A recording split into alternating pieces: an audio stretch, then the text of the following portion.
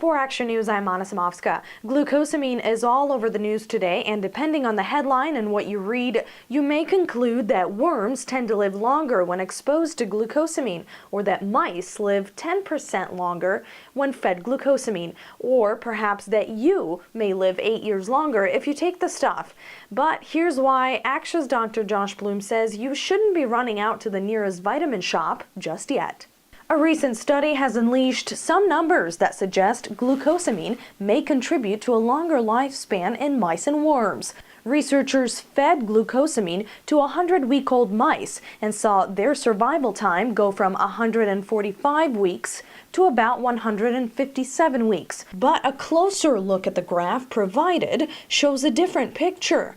At the time where 50% of the mice died, those not fed glucosamine and those that were, the age range of mice was quite insignificant, 125 weeks to 128 weeks respectively. Dr. Bloom says those numbers tell the whole story. Very often in all kinds of tests, the 50% number is actually more useful. So in this case, it would be the survival time at which 50% of the animals died.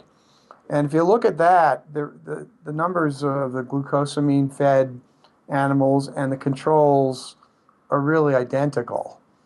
So it just makes me wonder if what's going on later on is an artifact somehow. It doesn't quite smell right. I'm not saying it's wrong, but it's a little unusual looking.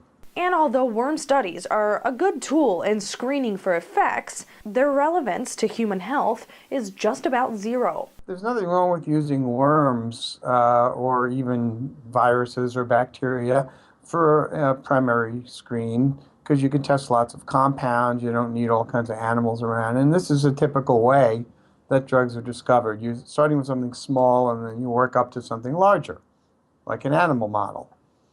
Okay, now the animal model is more valuable than the worm model, but it's still very questionable whether it has any relevance to the human condition or not. Sometimes it does, like with antibiotics. There's a very nice correlation between curing an infected mouse and whether the drug's going to work in people. You see a different story in cancer, because it's actually really easy to cure cancer in experimental mice. And if mice were humans, there'd be no more cancer anyplace. So it obviously doesn't predict well in that case. And yet the coverage of this study was quite extensive, and let's not forget about those bad and misleading headlines. Like this one, have glucosamine to increase your lifespan. It's a far cry from the real story. At this point, I would estimate there is zero information about human lifespan and glucosamine. There's nothing here whatsoever that gives any evidence, no matter how small, that this is going to do anything for humans whatsoever. With one exception. Some of the articles talk about a 10% increase in mice would translate to 8 years in humans.